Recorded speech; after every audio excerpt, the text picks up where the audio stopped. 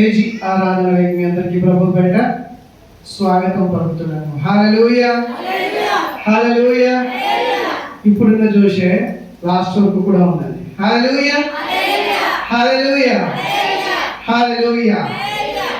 ఈ సమయం ముందు కీర్తనల గ్రంథం 42వ అధ్యాయం 5వ వచనాన్ని ఒకసారి చదువుదాం. దయచేసి వాక్యం చదివే కొద్దిగా అలర్ట్గా ఉండండి. ఎక్కువ మెసేజ్ ఉంది, ఎక్కువ వాక్యం ఉంది అని షార్ట్ చేసి మనం చెప్పాలి. 42:5. నా ప్రాణమా నీవేళ ఎలా కృంగి ఉన్నావు, నా ప్రాణమా నీవేళ కృంగి ఉన్నావు, నా ప్రాణమా నువ్వెలా కృంగి ఉన్నావు, నాలో నీవెలా తొందరపడుచున్నావు. ఆమేన్. నీవు నాలో నన్నేలా తొందర పడుచున్నావు. దేవుని యందు నిరీక్షణ ఉంచుము, దేవుని యందు నిరీక్షణ ఉంచుము. ఆయనే నా రక్షణకర్త, ఆయనే నా రక్షణకర్త అనియు నా దేవుడనియు చెప్పుకొనుచు ఇంకను నేను ఆయనను స్తుతించెదను. హల్లెలూయా హల్లెలూయా హల్లెలూయా. జోష్ ఎట్టి పరిస్థితుల్లోనూ తగ్గిపోకూడదు. హల్లెలూయా.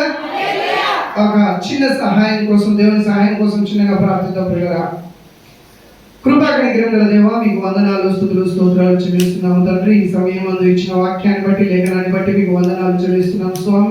దేవా, ఈ లేఖనం ద్వారా మాతోనూ మీరు ఏం మాట్లాడాలనుకుంటున్నారో ప్రభు, మీరు మాట్లాడాలనుకున్నటువంటి ప్రతి మాట ప్రభు యథార్థంగా నా నోటి నుండి బయటికి రావడానికి మీ అగ్ని నా నోటిని కాల్చమని ప్రార్థిస్తున్నాను స్వామి. ఇక్కడ వినగల చెవులను, గ్రహించగలసిన మనసును ప్రతి ఒక్కరికి దయచేసి వాక్యంలోని మర్మయుక్తమైనటువంటి సంగతులను విభజించి బోధించడానికి కావాల్సినటువంటి జ్ఞానాన్ని నాకు దయచేయమని యేసు ఉన్నత నామమునందు స్తుతించి ప్రార్థించాడు వేడుకుంటున్నాను పరమ తండ్రి. ఆమేన్ ఆమేన్. మన మూల వాక్యం ఏమైనట్లయితే, నా ప్రాణమా నీవేళ కృంగి ఉన్నావు, నీవేళ నన్ను తొందర పెడుతున్నావు అని. హల్లెలూయా. ఈ వాక్యం కోరాహు కుమారుడు రాసినట్లు పరిశుద్ధ గ్రంథంలో ఉంది. హల్లెలూయా. ఈ కీర్తనని కోరాహు కుమారుడు పాడినట్లు మనం తెలుసుకుంటున్నాం.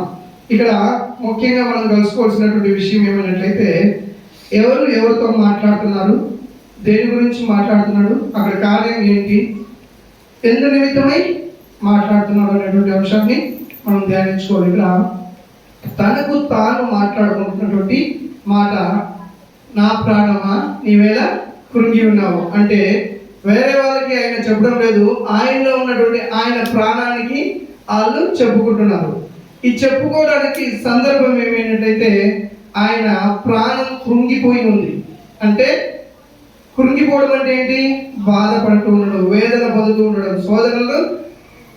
అధికంగా సోదరుల మధ్యలో నడుస్తూ ఉన్నటువంటి సందర్భంలో ఆయన ప్రాణం ఏం చేస్తుందంటే కృంగిపోతా ఉంది. అంటే బలహీనపరచబడుతుంది, అది తగ్గిపోతుంది, ఉజ్జీవాన్ని తగ్గించుకుంటూ ఉంటుంది.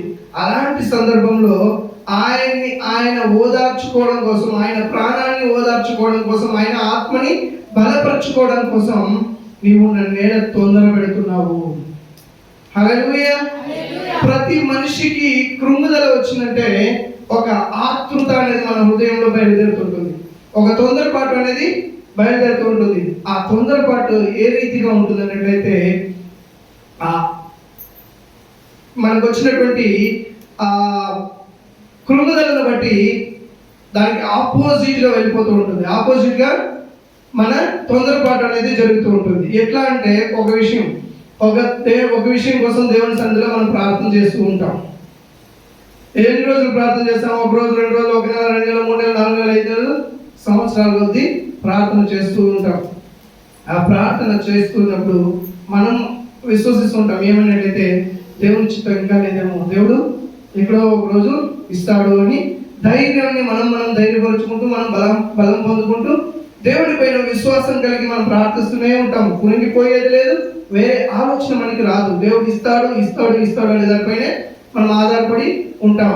అలాంటి సందర్భంలో నీ పక్కన ఉన్న చుట్టుపక్కల ఉండే వాళ్ళు ఏం చేస్తారనేట్లయితే ఎగతాళి చేయడం ప్రారంభిస్తారు, అవమానకరంగా మాట్లాడడం ప్రారంభిస్తారు.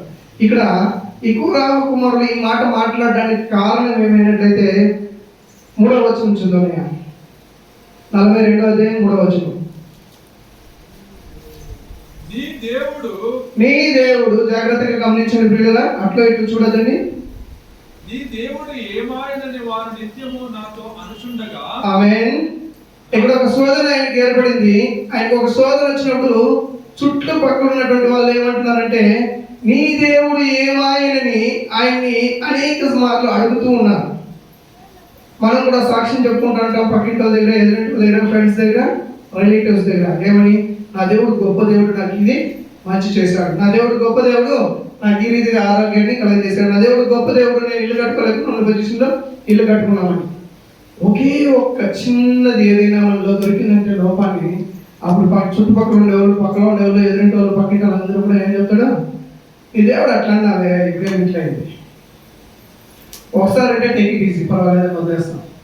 రెండోసారి అంటే కొంచెం ఆలోచిస్తాం. మూడోసారి అంటే ఇంకొంచెం దానిపైన కాన్సన్ట్రేషన్ పెంచుతాం. ఇంకొంచెం సార్ అంటే చెప్తా ఉన్నట్లయితే ఒకరికి 2, 3, 4 చెప్తా ఉన్నట్లయితే మనలో కూడా కొంచెం కృంగుదల అనేది, విశ్వాసం అనేది తగ్గి కృంగుదల అనేది స్టార్ట్ అవుతుంది. అలా కృంగుదల అనేది స్టార్ట్ అయిందంటే ఏం కార్యాలు జరుగుతాయి అనేటువంటి అంశాన్ని మనం ధ్యానించుకుందాం. దేవుని యందు భయభక్తులు తగ్గిపోతాయి. పరిశుద్ధతని ఆటోమేటిక్గా మనంత మనమే తగ్గించుకుంటూ వస్తాం. యోబు గ్రంథం 6వ అధ్యాయం 14వ వచనం చూద్దాం. నీవు కృంగుదల నీలో వచ్చినప్పుడు నిన్ను తొందర పెట్టేటువంటి అంశాలను మనం ధ్యానించుకోబోతున్నాం. ఈ కృంగుదల ఉన్న సందర్భంలో యోబు గ్రంథంలో 6వ అధ్యాయం 14వ వచనం. కృంగిపోయిన వాడు సర్వశక్తుడకు దేవుని యందు భయభక్తులు మానుకొనిను స్నేహితులు వానికి దయచూపతగును. హల్లెలూయా, హల్లెలూయా. కృంగిపోయిన మనసు ఏం చేస్తుందంట? సర్వశక్తుడైనటువంటి దేవుని మహిమను, భయభక్తులు తగ్గిపోతాయి. హల్లెలూయా. ఆ భయభక్తులు తగ్గిపోయేటప్పుడు ఏం జరుగుతుంది? ఆటోమేటిక్గా దేవునికి దూరం అనేది పెరుగుతూ ఉంటుంది. అదే రీతిగా రెండోది గమనించినట్లయితే యథార్థతను మనము వదిలివేయడానికి ప్రేరేపణ అనేది కలుగుతుంది. అంతేకాకుండా దేవుని దూషించుటకు కారణాలని వెతికేటట్లు తయారు చేస్తుంది. హల్లెలూయా. మొదటి ఏం చేసింది? దేవుని యందు భయభక్తుల్ని తగ్గిపోయేటట్లు మనకు వచ్చినటువంటి ఆ కృంగుదల, మనకు వచ్చినటువంటి బాధ, మనకు వచ్చినటువంటి వేదన, మనకు వచ్చినటువంటి శోధన దేవుని యందు ఉన్నటువంటి భయముని, భక్తిని తగ్గిస్తూ వస్తుంది. అంతేకాకుండా రెండోది మనం గమనించినట్లయితే యోబు గ్రంథం 2వ అధ్యాయం 9వ వచనాన్ని చూద్దాం. 2వ అధ్యాయం 9వ వచనం. అతని భార్య వచ్చి గమనించండి ప్రియులారా, అతని భార్య వచ్చి నీవు ఇంకను యథార్థతను వదులుకుందువా. ఒకటి యథార్థత, వదులుకుందువా, దేవుని దూషించి మరణము కమ్మెనను. ఈ ఒకే వచనంలో 3 రకాలైనటువంటి స్వభావాలను తెలియజేస్తుంది. ఫస్ట్ ఏంటి? యథార్థతను కోల్పోయేటట్లు, వదులుకునేటట్లు ప్రేరేపించడం. రెండోది దేవుణ్ణి దూషించడానికి కారణాలు వెతకడం. ఏమి? ఇక్కడ ఒక రోగం వచ్చింది నీకు, ఆ రోగం నుండి నువ్వు దేవుణ్ణి దూషించు అని ఒక కారణాన్ని ఎత్తి చూపిస్తూ ఉంది. మళ్ళీ బ్రతికేది వద్దు, నువ్వు ఇంకా నీ బ్రతుకుని చాలించు, నువ్వు ఇంకా చచ్చిపో అనే రీతిగా ప్రేరేపణ రావడం. హల్లెలూయా.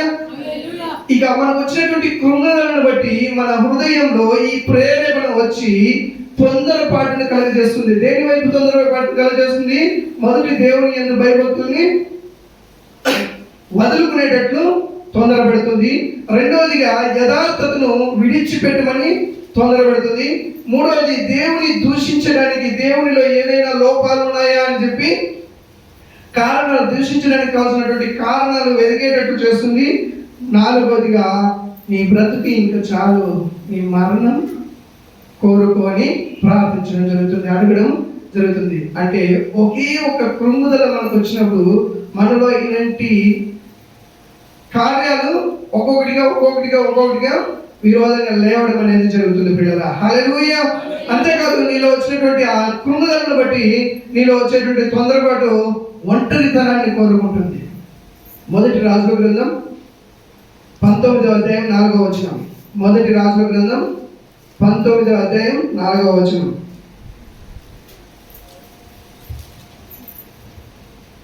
తాను ఒక దిన ప్రయాణము అరణ్యములోనికి పోయి ఒక బదిరీ వృక్షము కింద కూర్చుండి, మరణాపేక్ష గలవాడే యెహోవా, నా పితరుల కంటే నేను ఎక్కువ వాడను కాను, ఇంత మట్టుకు చాలును, నా ప్రాణము తీసుకును అని ప్రార్థన చేసెను. హల్లెలూయా.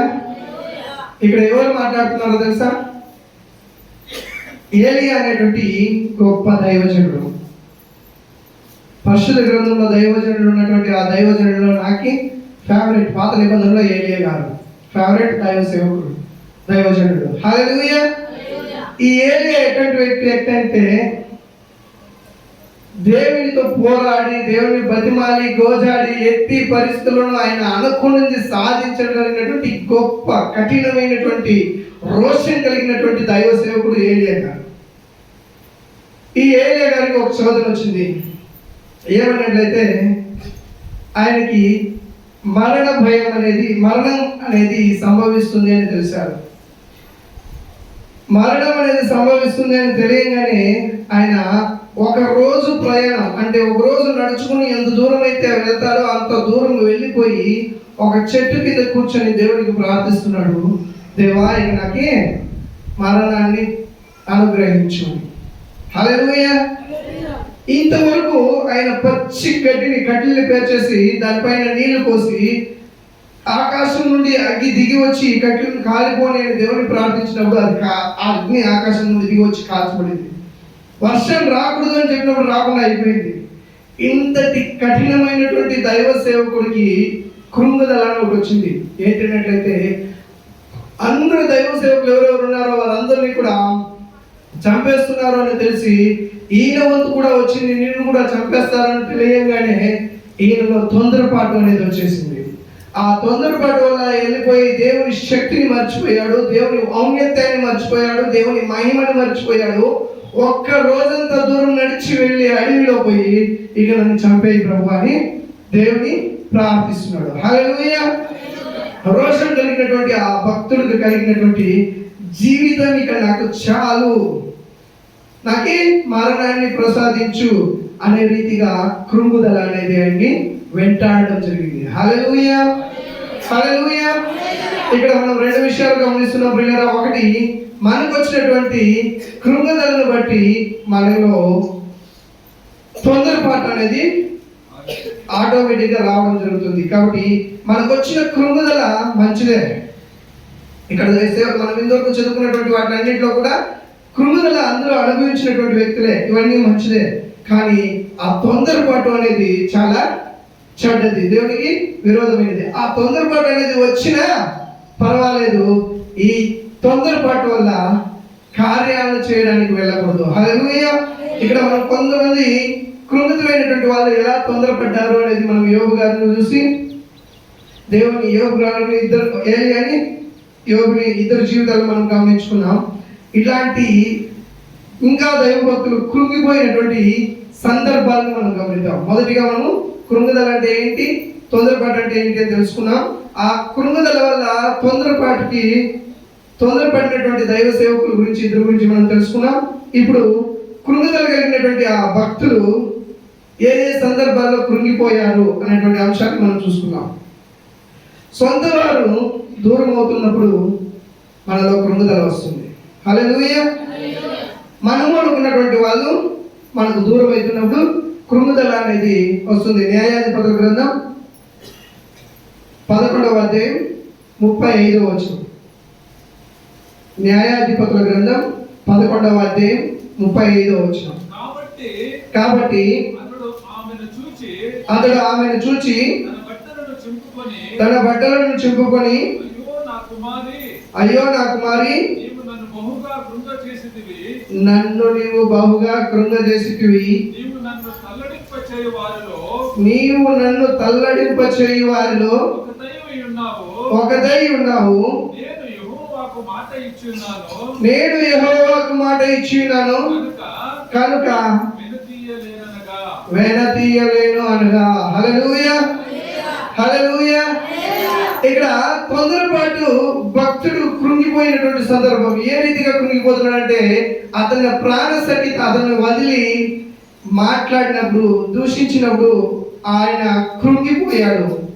ఆ కృంగిపోయినటువంటి ఆ కృంగుదలకి ఆయన నోటి నుండి వస్తున్నటువంటి మాట, ఆ కృంగుదల చాలా కఠినంగా ఆయన్ని కృంగదీసింది. అయినా ఆ దైవజనుడు దేవునికి ఒక మాట ఇచ్చినాడు, నేను నీకు సేవకుడునై ఉంటాను, నీ సేవా పరిచర్యలను ముందుకు వెళ్తుంటాను అని ఆయన చెప్పిన మాట దేవుడు అక్కడ జ్ఞాపకం చేయడం వల్ల ఆ కృంగదలని కొద్దిగా తగ్గించుకోవడం అనేది కలుగుతుంది. హల్లెలూయా.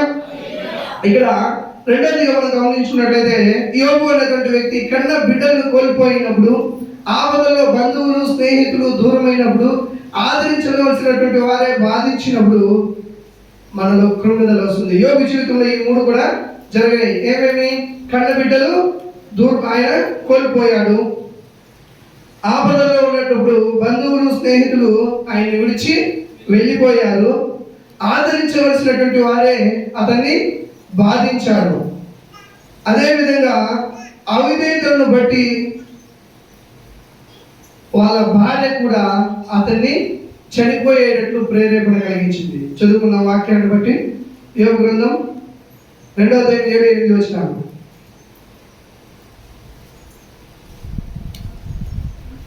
యోబు 2వ అధ్యాయం 7-8 వచనాలు. కాబట్టి అపవాది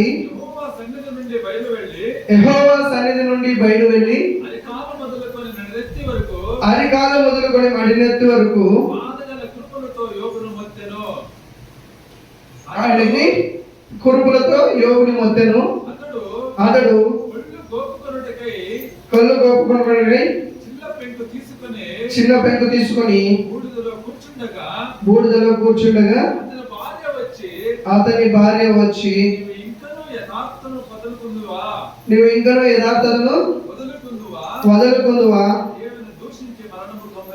దేవుని దూషించి మరణం కమ్మును అని మాట్లాడింది. హల్లెలూయా.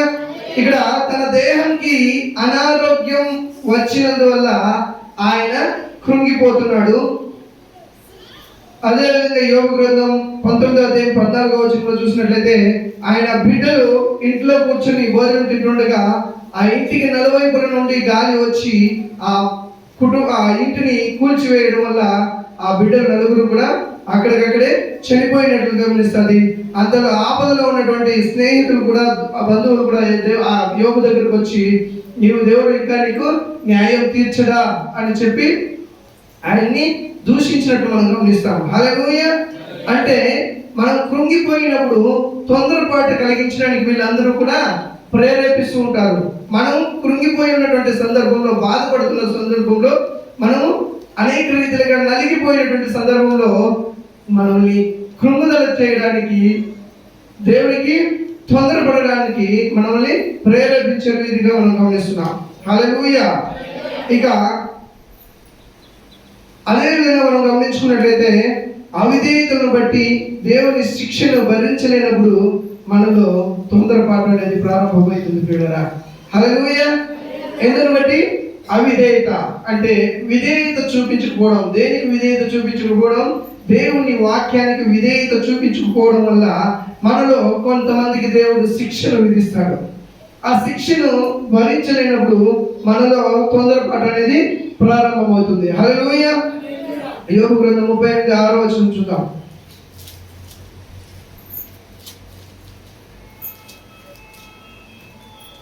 నా మీద పరిమాణము కోల వేసిన వాడెవడో చెప్పుము, దాని స్తంభముల పొదలో 38:6 దాని మీద పరిమాణము కోల వేసిన వాడెవడో చెప్పుము. హల్లెలూయా. స్తంభముల పొదలో హల్లెలూయా. కీర్తన గ్రంథం 38వ అధ్యాయం 6వ వచనం.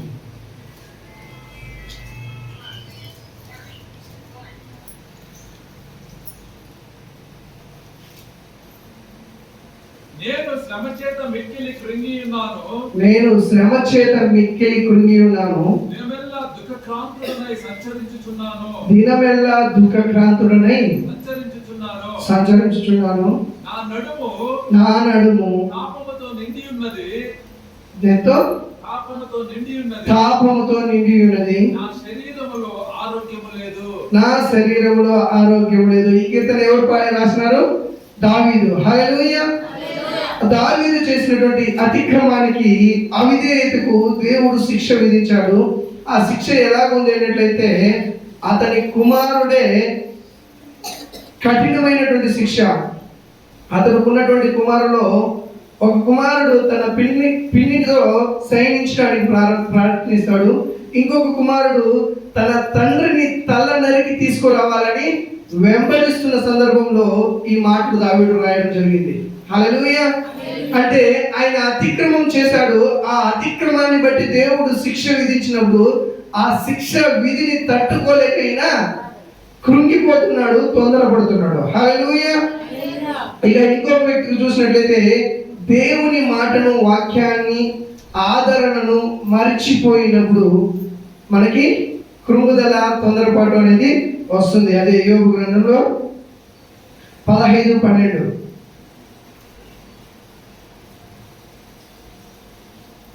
దేవుని మాటను, వాక్యాన్ని, ఆయన ఆదరణను మర్చిపోయినప్పుడు నీ హృదయము ఏల కృంగిపోయెను, నీ కన్నులు ఏల ఎర్రబారుచున్నవి, దేవుని మీద నీవేళ ఆగ్రహపడుచున్నావు, దేవుని మీద నీవేళ ఆగ్రహపడుచున్నావు, నీ నోటి నుండి అట్టి మాటలేల రానిచ్చుచున్నావు, నీ నోటి నుండి అట్టి మాటలు ఏల రానిచ్చుచున్నావు. విత్తుడగుటకు నరుడు ఏ పాటివాడు, శుద్ధుడగుటకు నరుడు ఏ పాటివాడు, నిర్దోషుడగుటకు స్త్రీ పుట్టినవాడు ఏ పాటివాడు. ఆమేన్. హల్లెలూయా. యోబు గారు ఎవరితో ఈ మాటలు మాట్లాడుతున్నాడంటే అతని భార్యతో మాట్లాడుతున్నాడు. ఎందుకంటే ఆమె దూషించింది. ఏం చెప్పింది? నీవు దూషించి మరణించోని. హల్లెలూయా. అంటే దేవుని మాట, దేవుని వాక్యము, దేవుని ఆదరణ, దేవుని ఆశీర్వాదాన్ని, యోబు గారు అమితంగా ఆశీర్వాదాన్ని అనుభవించినటువంటి వ్యక్తి. అతని భార్య కూడా ఆ ఆశీర్వాదంతో పాలు పొందినటువంటి వ్యక్తి. ఆమె దూషించమని చెప్పినప్పుడు ఆమెని కూడా దూషించకుండా నెమ్మదిగా ఆమెని దేవుని మాటలతో హెచ్చరిస్తున్నాడు. ఏమని హెచ్చరిస్తున్నాడు అన్నట్లయితే, నరుడు ఏ పాటి వాడు, దేవుని దూషించడానికి నరుడు ఏ పాటి వాడు అని. హల్లెలూయా. సో మనకి దేవుని మనం రెండవ వచనంగా మనం గమనించుకున్నటువంటి భక్తులు కృంగిదలను ఏ రీతిగా, ఏ సందర్భాల్లో ఆ కృంగుదలను అనుభవించారు అనేటువంటి అంశాలను మనము ఇందాక తీసుకున్నాం. ఇప్పుడు కృంగిపోయినటువంటి దైవజనుడు తొందరపడకుండా ఏ రీతిగా భక్తులు ఆ కృంగుదల నుండి ఏ రీతిగా తొందరపాటును పడకుండా తప్పించుకున్నారు అనేటువంటి అంశాన్ని మనం ధ్యానించుకున్నాం. మొదటి సమూయేలు గ్రంథం 30వ అధ్యాయం 6-7 వచనాలు.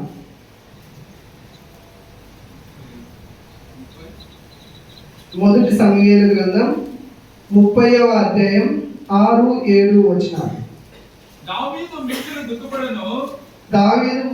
దుఃఖపడెను, మరియు తమ తమ కుమారులను బట్టి కుమార్తెలను బట్టి జనులందరికీ ప్రాణము విసికినందున రాళ్ళు రువి దావీదును చంపుదము రండి అని వాళ్ళు చెప్పుకొనగా దేవుడైన యెహోవాను బట్టి ధైర్యము తెచ్చుకొనెను. ఆమేన్. హల్లెలూయా. దావీదు తన దేవుని బట్టి ధైర్యము తెచ్చుకొనెను. హల్లెలూయా. హల్లెలూయా. చూడండి పిల్లరా, మనకున్నటువంటి అనేక పరిస్థితులను బట్టి మనం కృంగిపోవడం సహజం. ఎందుకంటే మనము మానవులము. మనము మనుషులము, మట్టి నుండి తయారు చేయబడినము. మన స్వభావమే అంత. కష్టం వస్తే బాధపడదాం, సంతోషం వస్తే ఎగిరి గంతులు వేయడం మన స్వభావం. కానీ దేవుని ఆ కృంగుదల వచ్చినప్పుడు మనలో తొందరపాటు అనేది రానివ్వకూడదు. ఒకవేళ ఆ తొందరపాటు వచ్చినప్పుడు ఆ సందర్భాన్ని బట్టి మనము దేవుని వైపు మళ్లించబడాలి. ఇక్కడ దావీదుకు వచ్చినటువంటి కృంగుదల తొందరపడి ఏంటంటే, ఆయన తొందరపడి ఒక తప్పు చేయడం వల్ల ఆయనకి వచ్చినటువంటి శిక్ష ఎలాంటే, అక్కడ ఉన్నటువంటి జనులు, ఆయన ప్రజలు, ఆయన రాజ్యంలో ఉన్నటువంటి వాళ్ళే, ఆయన కుమారులు కుమార్తెలే అతన్ని రాళ్ళతో కొట్టి చంపుదము రండి అని ఆయన్ని తొందరపెట్టినప్పుడు ఆ తొందరపాటు నుండి దేవుని వైపు దావీదు చూస్తాం. అంటే ఆయన దృష్టిని దేవుని వైపు మళ్లించడము మనం ఈ వాక్యం ద్వారా గమనిస్తాం. అంటే మనకు వచ్చినటువంటి ఆ కృంగుదలను బట్టి మనం తొందరపాటు కలిగి వేరే ఇంకో కార్యం చేయడం కంటే కూడా ఆయన మనము సృష్టించిన సృష్టికర్త వైపు మన దృష్టిని పెట్టినట్లయితే ఆ తొందరపాటు అనేది మనల్ని వదిలి వెళుతుంది. హల్లెలూయా. ఇక రెండోదిగా ఇర్మియా అనేటువంటి దైవజనుడు ఆయనకు వచ్చినటువంటి కృంగుదలను తొందరపాటుని ఏ రీతిగా తప్పించుకున్నాడో చూద్దాం. విలాప వాక్యములు 3వ అధ్యాయం, విలాప వాక్యములు 3వ అధ్యాయం 21-26 వచనాల వరకు నేను దీన్ని జ్ఞాపకము చేసుకొనగా. జాగ్రత్తగా గమనించండి. హల్లెలూయా, హల్లెలూయా. నేను బతికే ఉన్నాను అనే వాళ్ళు ఒకసారి హల్లెలూయా. నేను ఎక్కడో ఉన్నాను అనే వాళ్ళు ఒకసారి హల్లెలూయా. దయచేసి ఇక్కడికి రండి. హల్లెలూయా. చదవండి. నేను దీన్ని జ్ఞాపకము చేసుకొనగా, నేను దీన్ని జ్ఞాపకము చేసుకొనగా నాకు ఆశ పుట్టుచున్నది, నాకు ఆశ పుట్టుచున్నది. యెహోవా కృపగలవాడు, యెహోవా కృప కలిగినటువంటి వాడు, ఆయన వాత్సల్యత ఎడతెగక నిలుచున్నది, ఆయన వాత్సల్యత ఎడతెగక నిలిచి ఉన్నది.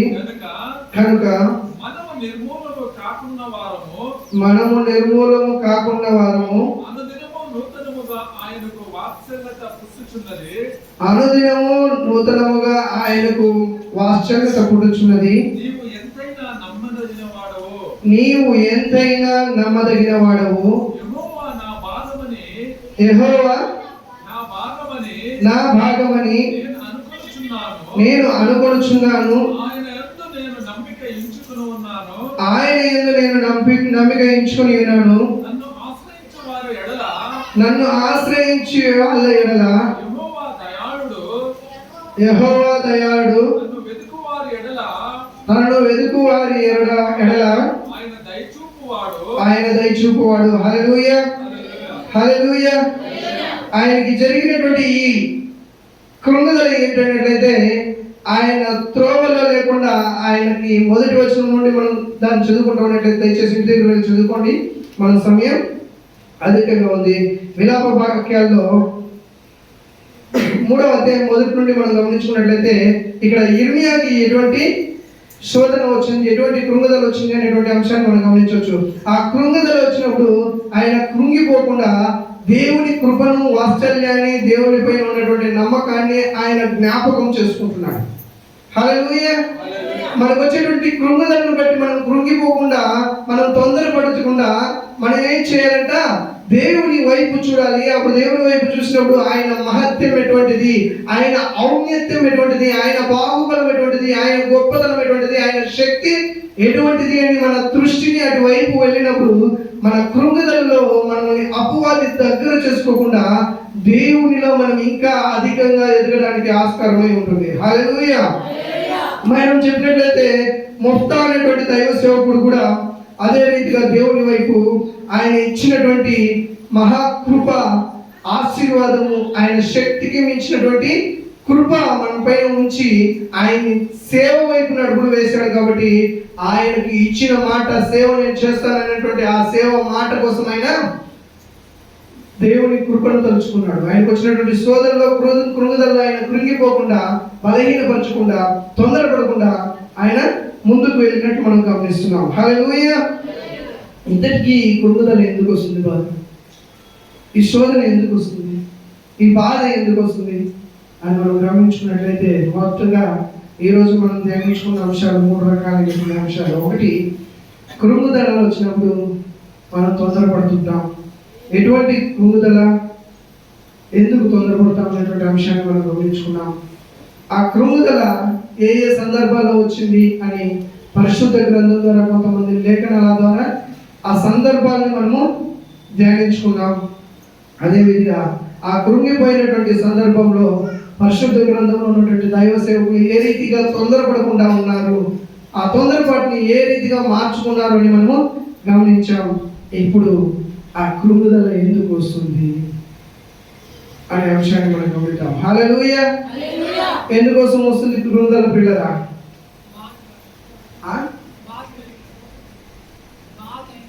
బాధ అయినప్పుడు కృంగుదల వస్తుంది. హల్లెలూయా, హల్లెలూయా. ఆ కృంగుదల ఎందుకోసం వస్తుంది అన్నట్టయితే మనం చెప్పుకున్నాం ప్రియులరా, దేవుని మాటకు అవిధేయత అయినందువల్ల కృంగుదల వచ్చింది. మొదటగా యోబు ద్వారా మనం గమనించున్నట్లయితే అపవాది మనల్ని శోధిస్తున్నప్పుడు కృంగుదల వచ్చింది. రెండవదిగా దేవునికి అవిధేయత చూపించడం వల్ల కృంగుదల వచ్చింది. మూడవదిగా తన సొంత వారు దూరమైనప్పుడు కృంగుదల వచ్చింది. ఆయన దేహం అనారోగ్యం పాలైనప్పుడు కృంగుదల వచ్చింది. కన్న బిడ్డలను కోల్పోయినప్పుడు కృంగుదల వచ్చింది. ఆపదలో బంధువులు స్నేహితులు దూరమైనప్పుడు కృంగుదల వచ్చింది. ఆదరించలేనటువంటి వారు, ఆదరించవలసినటువంటి వారే బాధించినప్పుడు కృంగుదల వచ్చింది.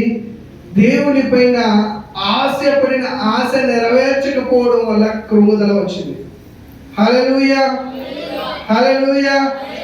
ఇవన్నీ కూడా పొందినటువంటి దైవ సేవకులు ఏ రీతిగా ఈ కృంగుదలన్నిటిని అనుభవించి పక్కకు ఆ కృంగుదల నుండి వాళ్ళు తొందరపడకుండా మార్చబడ్డారు అని కూడా మనం గమనించుకున్నాం. ఇర్మియాను బట్టి, దావీదును బట్టి, యోబును బట్టి మనం ఇతరులు చదువుకున్న లేఖనాల్లో మనం గమనించుకున్నాం. అంటే లాస్ట్గా మనం తెలుసుకోవాల్సిన విషయం ఏంటంటే మొదటి సమూయేలు గ్రంథం 2వ అధ్యాయం 7వ వచనం. మొదటి సమూయేలు గ్రంథం 2వ అధ్యాయం 7వ వచనం. యెహోవా దారిద్ర్యమును ఐశ్వర్యమును కలుగజేయువాడు, కృంగజేయువాడును లేవనెత్తువాడును ఆయనే. హల్లెలూయా, హల్లెలూయా. ఆశీర్వదించాలన్నా ఆయనే, నిన్ను కృంగదీయాలన్నా ఆయనే, లేవనెత్తాలన్నా ఆయనే. హల్లెలూయా, హల్లెలూయా, హల్లెలూయా, హల్లెలూయా. కాబట్టి మనం ఏం చేయాలి? కృంగిపోయేటట్టు కాకుండా ఉండాలన్నా దేవుని సన్నిధిలో ఆశీర్వాదం కోసం దేవుని ఆశ్రయించాలి. మనం లేవనెత్తబడాలన్నా దేవుని ఆశీర్వాదం కోసం ఆయన సన్నిధిని ఆశ్రయించాలి. రెండవదిగా సామెతల గ్రంథం 24వ అధ్యాయం 10వ వచనం.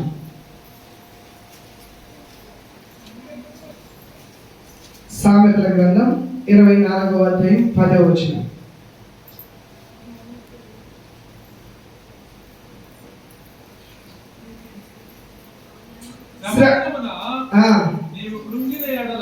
నీవు కృంగిన ఎడల ఆమేన్. హల్లెలూయా, హల్లెలూయా, హల్లెలూయా. శ్రమ దినమున నీవు కృంగిన ఎడల నీవు చేత కాని వాడు అగుదువు. హల్లెలూయా, హల్లెలూయా. ఈ వాక్యం మొత్తం కూడా గడిచిన శనివారం నేను అనుభవించినటువంటి అనుభవాన్ని బట్టి, నేను పొందుకున్నటువంటి బాధను బట్టి, నేను పొందిన వేదనను బట్టి నేను దేవుని సన్నిధిలో గడిపినప్పుడు దేవుడు ఈ మాట నాతో మాట్లాడడం జరిగింది. హల్లెలూయా, హల్లెలూయా. నేను పడిపోతున్నానని ఇంకొక వ్యక్తి దగ్గర చెప్పినావు అనుకో, నాకు ఈ శోధన వచ్చింది, నాకు ఈ బాధ వచ్చిందని నేను ఒకరి దగ్గర చెప్పుకున్నావు అనుకో, ఆ వ్యక్తి నేను చూసే దృష్టి ఏ రీతిగా ఉంటుంది తెలుసా? అవును, వీడు ఇంకా ఇంతే, వీడు పడిపోతున్నాడు. ప్రేరేపించి పట్టుకుందామనే ఉద్దేశం ఉండదు. దేవుని వైపు మళ్ళీ లాగదామనేటువంటి ఉద్దేశం. దేవుని వాక్యం అది చెప్తుంది, అగ్ని గంధకాలలో నుండి లాగినట్టు కొందరు మీరు లాగండి అని చెప్పి దేవుని వాక్యం చెప్తారు. కానీ కృంగ చేసేటువంటి వాడు, లేవనెత్తేటువంటి వాడు అని మనం తెలుసుకున్నప్పుడు మాత్రమే మనం జీవించగలుగుతాం, దేవుడిలో ఫలించగలుగుతాం. హల్లెలూయా, చివరిగా కీర్తన గ్రంథం 145వ కీర్తన 14వ వచనం. కీర్తనల గ్రంథం 145వ కీర్తన 14వ వచనం. యెహోవా పడిపోవు వారందరినీ ఉద్ధరించువాడు. ఆమేన్. హల్లెలూయా. నీవు దేవునిలో కృంగిపోయి, నీవు దేవునిలో తొందరపడి పడిపోతున్నావు, దేవునికి విరోధంగా దూరంగా పారిపోతున్నావు, దేవ దూషణ చేస్తున్నావు, దేవునికి వ్యతిరేకంగా జీవిస్తున్నావు. ఏం చేసావు? మనం చదువుకున్నటువంటి భక్తులు, దేవుని యందు భయభక్తులను నీవు కోల్పోతున్నావు, దేవుని దగ్గర యథార్థతను నువ్వు కోల్పోతున్నావు, దేవుని దగ్గర నువ్వు బ్రతకలేక చనిపోవాలని నువ్వు నిర్ణయించుకున్నావు, నీ ఒంటరితనంలో గడపాలని దేవునికి దూరంగా పారిపోతున్నావు. ఇలాంటి ఎట్టి సందర్భమైనా కానీ యెహోవా చదవనా, యెహోవా పడిపోయే వారి అందరినీ ఉద్ధరించువాడు. చెప్పండి కూడా దేవుని నామమున మహిమపరచబడును. నేను పడిపోతున్నావు అంటే పక్కన నేను హేళన చేయొచ్చు, నేను దూరం చేయొచ్చు, నేను విడిచిపెట్టి పారిపోవచ్చు, కానీ దేవుడు నిన్ను ఉద్ధరించడానికి శక్తిమంతుడు. దేవుడు దానికోసమే నీ కోసం నీ వైపు తన చేతులు చాపి అంగీకరించడానికి, హత్తుకోవడానికి ఎదురు చూస్తున్నటువంటి వాడు. హల్లెలూయా. మళ్ళీ కంటిన్యూ. కృంగిపోయిన వారందరినీ కూడా లేవనెత్తువాడు. సర్వజీవుల కన్నులు నీ వైపు చూచుచున్నవి, తగిన కాలమందు నీవు వారందరికీ కూడా ఆహారం ఇచ్చదు. హల్లెలూయా, హల్లెలూయా, హల్లెలూయా. నీకున్నటువంటి శోధన కావచ్చు, నీకున్నటువంటి బాధ కావచ్చు, నీకున్నటువంటి వేదన కావచ్చు, నీకున్నటువంటి ఆర్థిక పరిస్థితులు కావచ్చు, నీలో ఉన్నటువంటి అనారోగ్య సమస్యలు కావచ్చు, ఏదైనా కానీ ప్రియులారా, దేవుడు ఒక్కడే నిన్ను ఆశీర్వదించడానికి శక్తిమంతుడు. ఆయన ఆశీర్వదించడం కోసమే నీ వైపు కనుదృష్టి ఉంచి యథార్థంగా నీవు దేవుని వైపు మళ్ళాలని, దేవుని సన్నిధిలో ప్రార్థించాలని, ఆ కృంగదలను నువ్వు తొందరపాటు చేసి దేవునికి దూరంగా పారిపోకూడదని ఎదురు చూస్తున్నాడు. కాబట్టి దేవుడు నేను ఎంతగానో ప్రేమించి ఆయన ప్రాణ ఆత్మ శరీరాలు నీ కోసం సమర్పించినటువంటి దేవుడు నమ్మదగిన దేవుడు అని విశ్వసించి, నీకున్న తొందరపాటును బట్టి, నీకున్నటువంటి బాధలను బట్టి కృంగిపోకుండా దేవుడి వైపు మళ్ళీ నువ్వు చూడాలని దేవుడు ఈ మాటలు నీ వైపు మాట్లాడడం జరిగింది. దయచేసి గమనించండి. ఆయన ఎట్టి పరిస్థితుల్లోనూ నిన్ను విడవను, ఎడబాయనని వాగ్దానం ఇచ్చిన దేవుడు. శాశ్వతమైన ప్రేమతో నేను నిన్ను ప్రేమిస్తున్నానని వాగ్దానం ఇచ్చిన దేవుడు. నీ కోసం నేను ఆకాశ గుప్పట్లు విప్పి నిన్ను ఆశీర్వదిస్తానని వాగ్దానం ఇచ్చిన దేవుడు. నీ కోసం నా అద్వితీయ కుమారుని బలియాగంగా సమర్పించినటువంటి దేవుడు ఆ దేవుడు. నీ కోసమే ఆయన శరీరంలో ఆకలి రక్తపు కొట్టుగా కాల్చినటువంటి దేవుడు ఆ దేవుడు. కాబట్టి ఆ నిజమైన దేవుని నువ్వు ఆశీర్వదించడానికి, ఆ నిజమైన దేవుని నువ్వు ఆరాధించడానికి దేవుని ఆలయానికి వచ్చినావంటే నీవు నిజంగా ధన్యుడవు, ధన్యరాలు. కాబట్టి ఆ ధన్యతను ఎట్టి పరిస్థితులను పోగొట్టుకోకుండా, నీకు ఎటువంటి శోధన వచ్చినా, ఎటువంటి బాధ వచ్చినా, ఎటువంటి వేదన వచ్చినా వాటి వైపు నీ కళ్ళ దృష్టిని మళ్ళించకుండా దేవుని వైపు చూడు, దేవుని మహత్యం వైపు చూడు. ఆయనకున్నటువంటి శక్తి, నీకు వచ్చినటువంటి సమస్య రెండింటిని టాలీ చేసినప్పుడు ఆయన మహిమ గొప్పగా కనబడుతుంది కదా. ఆయన మహిమ మర్చిపోవద్దండి. కాబట్టి దేవుడు ఇంతవరకు నీతో మాట్లాడిన ఈ మాటల్ని, నాతో మాట్లాడిన మాటల్ని నీ హృదయంలో పదిలపరిచి ముద్ర వేసి నీ ఆయుష్ కాలం ఎంతవరకు ఉందో అంతవరకు ఈ మాటల్ని నీ హృదయంలో కలవరపరుస్తూ ఉండాలని ప్రభువుని వేడుకుంటూ దేవుడు మిమ్మల్ని అందరినీ దీవించును గాక. ఇంతవరకు చక్కగా వాక్యాన్ని వినందరికీ మీ అందరికీ ప్రభు పేరిట వందనాలు.